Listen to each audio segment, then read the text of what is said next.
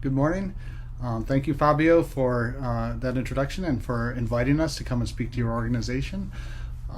As Fabio mentioned, I'm Dr. Peter Jones. I'm a full-time FSHD researcher at the University of Nevada, Reno School of Medicine. And today we're going to be talking about our FSHD diagnostics and how we can work with you all down in Brazil. I'm here today with one of my postdocs, Andrea, who is also a full-time FSHD researcher, and fortunately for us is from Portugal, and so she can help with the Portuguese translation. So, Andrea. Bom dia a todos. Obrigada à Associação pelo convite para nós falarmos um pouco hoje sobre o diagnóstico que fazemos para FSHD no grupo, mas especialmente eu queria agradecer ao Fábio pelo convite para virmos falar hoje um pouco sobre FSHD. So as you mentioned, we're in Reno, Nevada. Not a lot of people know exactly where Reno is, but we're here just east of San Francisco, just outside of California, and on the western part of the U.S. Nós estamos em Reno, no estado de Nevada. Não há muitas pessoas de facto que conheçam Reno, mas Reno está relativamente perto de São Francisco, mais ou menos umas 4 horas de distância a dirigir até lá. So, as I mentioned, the Jones Lab is 100% focused on FSHD. We do epigenetics of FSHD, diagnostics, therapeutics, including gene therapy, CRISPR inhibition, small molecule drugs. We also make models of FSHD, and Andrea's specialty is biomarkers of FSHD, which is really important for clinical trials. But today I'm going to focus the talk on the diagnostics for FSHD. O nosso grupo encontra-se focado 100% no estudo de FSHD, em várias diferentes áreas da FSHD, como a epigenética, o diagnóstico do qual vamos falar hoje, mas também terapêutica, incluindo o CRISPR, alguns medicamentos, mas também modelos pré-clínicos para FSHD, como células, o xenoenxerto camundongo ou porco, e também biomarcadores em FSHD, e essa é a minha especialidade, e que são muito importantes para a progressão de ensaios clínicos. Alright, so there are two forms of FSHD. There's FSHD1 and FSHD2. And I just want to take a minute to explain the difference. Okay, so you'll remember that you have 23 pairs of chromosomes, so 46 total chromosomes, one of each from mom and one from dad. Okay, FSHD is caused by a mutation on one of your chromosome number 4. Existem dois tipos de FSHD, FSHD1 e FSHD2. Todos nós temos 23 pares de cromossomos, 46 no total, e esses cromossomos são agrupados em pares. Um dos cromossomos pertence à mãe e o outro pertence ao pai. FSHD1 é causado por mutações no cromossomo 4. Alright, now FSHD2 is caused by a mutation on chromosome 18, so totally different chromosome, different type of mutation. But the interesting thing is that the mutation on chromosome 18 actually affects the structure of chromosome 4. So both forms of FSHD affect the chromosome structure on chromosome number 4. You just get there a different way. FSHD1 through a direct mutation, and FSHD2 by mutating in something that affects the structure of chromosome 4. A FSHD2 é causada por mutações no cromossomo 18.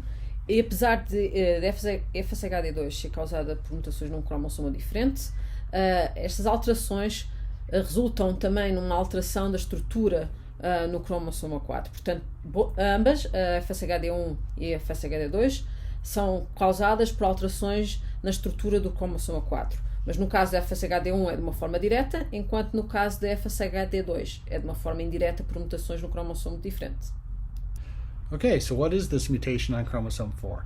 Well, normally on chromosome 4, both of your from mom and dad, you have this piece of DNA called a D4Z4 repeat, and it's repeated many, many times on both chromosomes. And if this is repeated more than 10 times on each of the chromosome 4s, then you're considered healthy or at least not FSHD. Now, if you have a mutation that causes a deletion in the number of D4Z4 repeats to between 1 and 10 on one of your chromosome 4s, then you are considered genetically FSHD1. Numa pessoa saudável, uma pessoa que não tem FSHD, esta unidade repetitiva chamada D4Z4 basicamente surgem 10 unidades ou mais numa pessoa saudável, em ambos os cromossomos. No caso da FSHD1, o que acontece é que há uma mutação que gera uma redução do número de repetições, como é este caso aqui, e neste caso basta isso acontecer num cromossomo e essa pessoa terá FSHD1. Okay, so since the mutation in FSHD1 is a deletion in your piece of DNA, the traditional way of doing FSHD genetic testing is to actually just measure the size of this piece of DNA. So you isolate the DNA from an individual from blood, and then there's a technique to count how many 1, 2, 3, 4, 5 D4Z4 repeats you have on chromosome 4, and if you have between 1 and 10, you're considered FSHD1. It should be noted that this test cannot test for FSHD2, so it only just determines if you're FSHD1 or not FSHD1.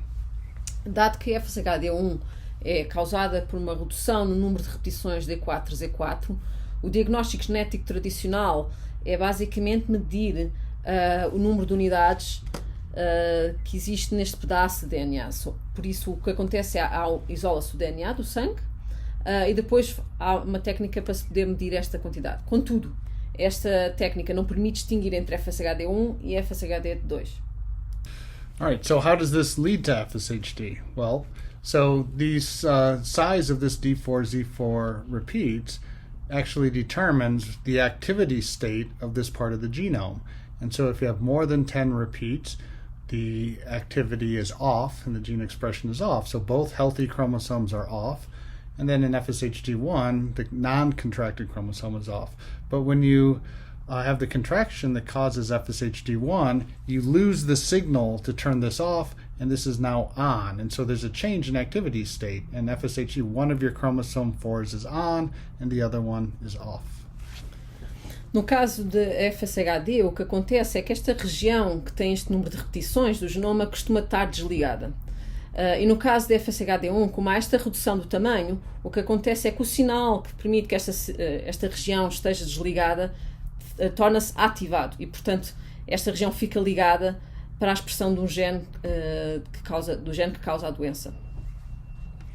So what about FSHD2? In FSHD2, the genetics of FSHD2 and healthy genetics look the same at chromosome 4.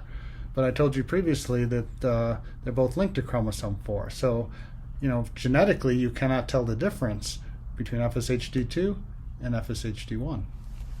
Em termos genéticos, é importante relembrar que no caso do FSHD2 não é possível distinguir uma pessoa saudável de uma pessoa com FSHD2, porque de facto não há esta redução no número de repetições de D4Z4 e, portanto, geneticamente são idênticos.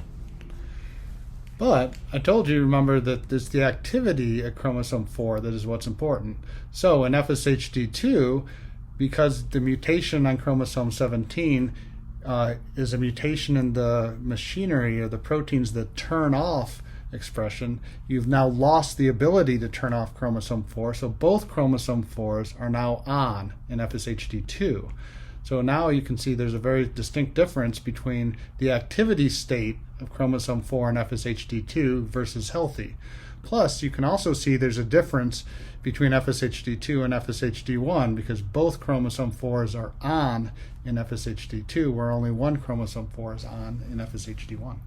No caso do FSHD2, como nós estamos a falar, há a independência da redução do número de repetições, mas, no entanto, o que acontece é que a atividade no cromossoma 4 é ativada. Basicamente, essa atividade, há este desligar e ligar que acontece no caso da doença. No caso do FSHD2, o que acontece é que esta região está ligada, porque precisamente a maquinaria que está envolvida em regular o estado de ligação de atividade desta região está defeituosa e, portanto, o que acontece é que, nesse caso, os dois cromossomas estão ligados no FSHD2. No caso do FSHD1, só um deles é que se encontra ligado. So how does the cell know whether the region should be active or not active? Well, there's a chemical mark on the DNA that signals turn this gene off, and that is DNA methylation, CH3. So in healthy individuals, it's heavily methylated. In FSHD, you have a loss of methylation. This increase in methylation leads to turning the gene off, and this loss of methylation leads to the gene being on. Como é que esta atividade é então controlada? É através de uma marca química chamada metilação, que surge no gene. No caso de um indivíduo saudável, esta região os níveis de metilação são muito elevados e, portanto, este gene encontra-se desligado. No caso de uma pessoa com FSHD, como os níveis de metilação são muito baixos, este gene encontra-se ligado. But it's a little more complicated than that because you can have a lot of methylation or a little bit less methylation. And in the FSHD, you can have moderate methylation, low methylation, or almost no methylation. And the level of this off switch determines, to some degree, how severe people can be. And so it's not just methylation on or off, it's very on, and you can be very off and in between. No entanto, não é só dizer desligado e ligado relativamente a estes níveis de metilação, é um gradiente de metilação que pode ser avaliado e que vai desde o leve ao assintomático até o FSHD típico e FSHD severo. E aqui podemos ver, de facto, também comparar com a situação saudável em que existem níveis muito altos de metilação. Okay, so here are some examples of the diagnostic in action. We have two tests. The first test determines FSHD or not FSHD, and you can see low methylation, so FSHD. The second test determines FSHD1 versus FSHD2, so low methylation, so it's FSHD2.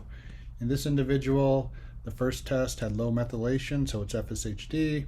The second test had high methylation, so it's FSHD1. In the third individual, the first test had high methylation, so not FSHD. Neste caso, podemos ver aqui alguns resultados do teste diagnóstico. São feitos dois testes. No primeiro teste, que aqui se encontra exemplificado, vai dizer se basicamente tem FSHD ou não.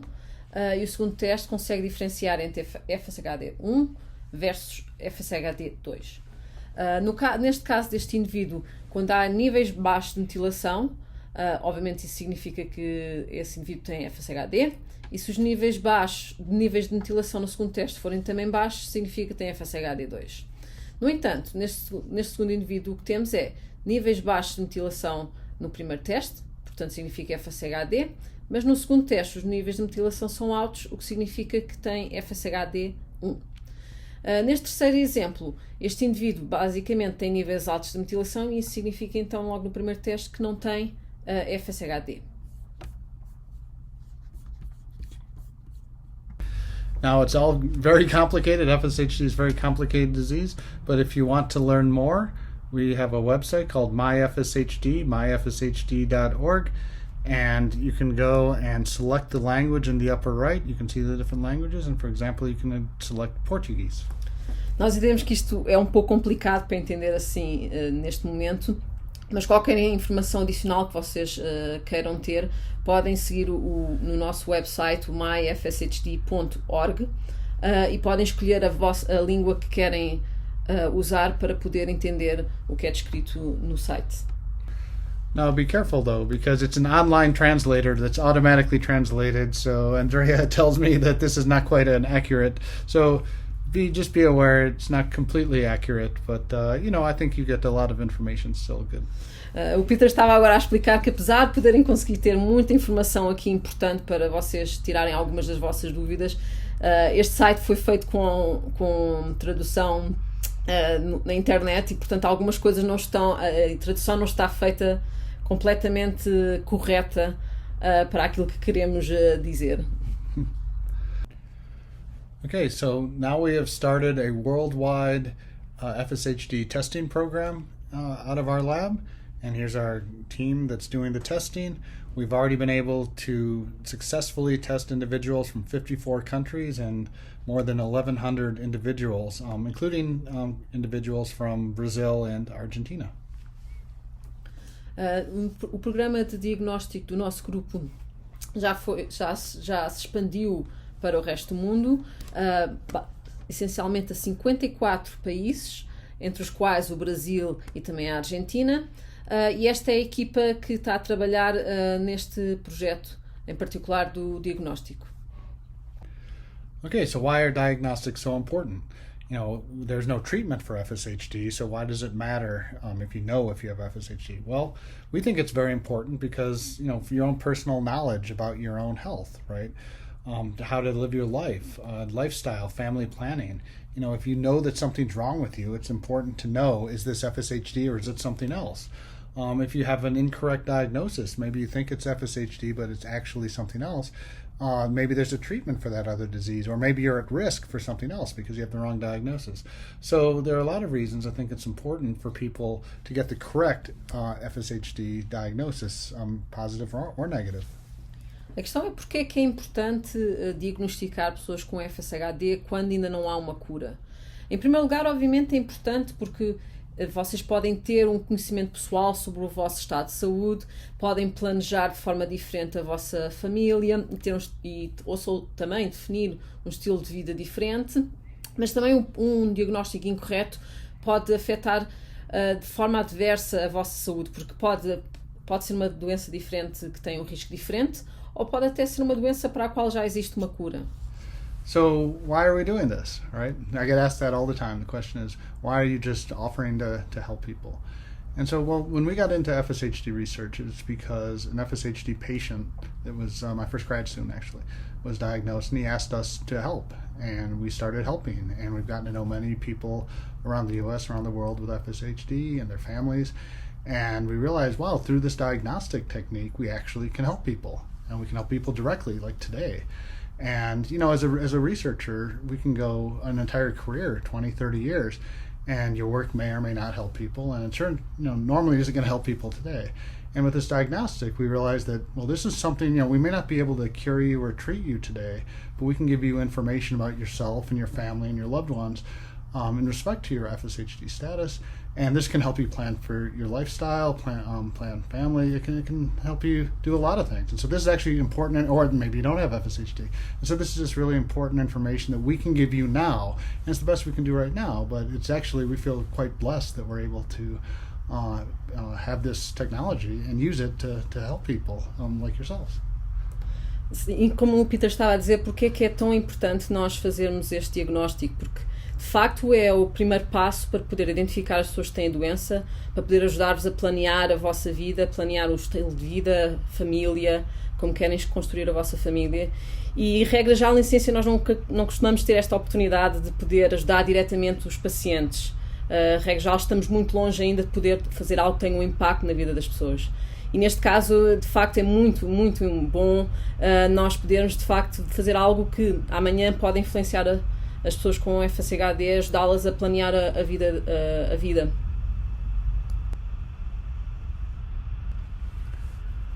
So diagnosis is only the first part, right? Because what we really want to do is be able to say, well, if you have FSHD, here's what we can do for you. We want to get cures and therapies and treatments.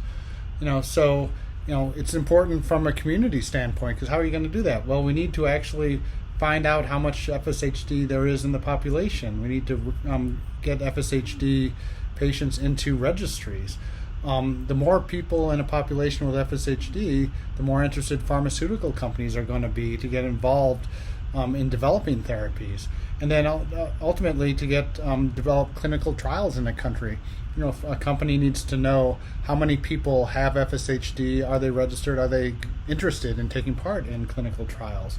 How do you get into a clinical trial? You can't. A company is not going to do a clinical trial on a population that may or may not have the disease they're interested in. And then ultimately, you're going to need the diagnosis to get a actual cure or treatment. Além de ser importante para o vosso próprio conhecimento pessoal e para um planejamento familiar, também é importante saber qual é a proporção de pessoas na população brasileira que têm FSHD. É importante que essas pessoas estejam registadas para que essas pessoas também, se quiserem, possam participar em ensaios clínicos que são provindos pela indústria farmacêutica, e porque esses ensaios clínicos vão ser a chave para poder obter uma cura ou um tratamento, mesmo que não seja a cura para pessoas com FSHD. So as we mentioned before, participating in this diagnostic testing helps you personally, but it also helps the broader FSHD patient community in Brazil, because the goal is not just to diagnose people, let them know they have FSHD. The goal is to ultimately bring treatments or cures to Brazil. And the only way to do that is to establish clinical trials. And the only way to do that is to be able to tell the pharmaceutical companies how many people in Brazil have FSHD and have these people organized in registries and ready to participate in the FSHD clinical trials. So participation in this project will be helpful to you, but also it's helpful to all of your friends and family members in the Brazilian FSHD patient community. Este tipo de estudo, este diagnóstico, não é só importante para vocês, para quem tem FSHD no Brasil, mas também para que todas as pessoas que tenham FSHD no mundo possam ser incluídas em ensaios clínicos pelas empresas biofarmacêuticas. Por isso, você não está a ajudar só a vocês mesmos, mas também toda a comunidade com FSHD, porque quando for possível fazer ensaios clínicos no Brasil, isso vai ser importante, porque esses ensaios clínicos vão permitir testar tratamentos ou mesmo uma cura para FSHD. So as we mentioned, we've already been doing this FSHD testing all around the world in 54 countries, and we've learned quite a bit about FSHD is found in, so far, every country that we've tested, but also there are some surprises. Como nós já falámos também, este estudo já foi expandido ao resto do mundo. Já fizemos testes em 54 diferentes países e temos vindo a descobrir coisas até bastante interessantes com este diagnóstico. So one of the things we've learned is that while there are a lot of people that do have FSHD, there are going to be a lot of people with clinical FSHD that come back negative for genetic FSHD. And what that means is that they have a different neuromuscular disorder. This could be a different muscular dystrophy or just a different myopathy in general. Okay, and the important thing is we're going to do everything we can to identify what is this other myopathy, because you know something's wrong with you. If it's not FSHD, we're going to try to figure out what you have, and we're still going to help you. Foi interessante perceber que muitas pessoas que têm o diagnóstico clínico para FSHD, de facto, quando se faz o teste genético, de facto não têm FSHD. E essas pessoas têm uma doença neuromuscular diferente, como pode ser a limb-girdle, por exemplo, mas essas pessoas, nós estamos a tentar, de facto, ajudar a perceber que condição que essas pessoas têm, para que essas pessoas possam depois procurar mais também ajuda sobre as suas condições. All right, so we're starting this partnership with Abrafeu in Brazil. Thank you, Fabio, for getting this all going. We'd like to really thank Genoma for helping out in the next talk about how to participate, how to get your DNA samples are going to be done. And this is a collaboration with us at the University of Nevada, Reno and MyFSHD. And just thank you so much for getting this going and making this happen for Brazil. Queremos agradecer a ajuda que está a vir precisamente do Brasil, esta parceria que nós estamos a estabelecer com a Abrafeu e com a Genoma e que vão ajudar a estabelecer este diagnóstico no Brasil. Por isso, obrigada a toda a gente, a todos aí no Brasil que estão a ajudar este diagnóstico a chegar aí. All right, so this is our group here at the Jones Lab. We're all dedicated to FSHD therapeutics and diagnostics. And in our spare time, we do a fair bit of cooking. We always say never trust anybody, any scientist at least, that doesn't know how to cook. But this is the group that's helping you out, and we're very grateful to having such wonderful people in the lab. Este é o nosso grupo aqui na Universidade de Nevada, na Escola de Medicina. Esta é uma fotografia que mostra um pouco como é importante, além de ser cientista, saber cozinhar. Foi basicamente um evento em que nós fizemos umas bolachas de Natal. So we'd like to thank those who support us for doing this project. It's at the University of Nevada, Reno School of Medicine. We get funding from several foundations, the federal government, the U.S., and we really want to thank the Brazilian Foundation for their support in working with us. Queremos agradecer todo o financiamento que apoiou este projeto, nomeadamente a Universidade de Nevada, outras fundações como o Friends e também a Canada Foundation, mas também a Associação Brasileira, a Abrafeu, e portanto queríamos só agradecer a todos. All right, so there you have it. That's a description of our FSHD diagnostics and how we're going to be partnering with you all down in Brazil. We're really looking forward to everybody participating. If you have any questions, we'll have a session right after this on this. And actually, I really want to thank Andrea for helping out, getting up so early to help with the translations. Obrigado mais uma vez, também queria voltar a agradecer por terem estado connosco aqui, por podermos falar um pouco sobre a parceria que nós queremos fazer convosco aí para tentar ajudar a diagnosticar pessoas com FSHD no Brasil. E pronto, agora nós temos qualquer questão que vocês tenham, nós estamos aqui para poder discutir e falar um pouco sobre as vossas dúvidas. Yeah. All right.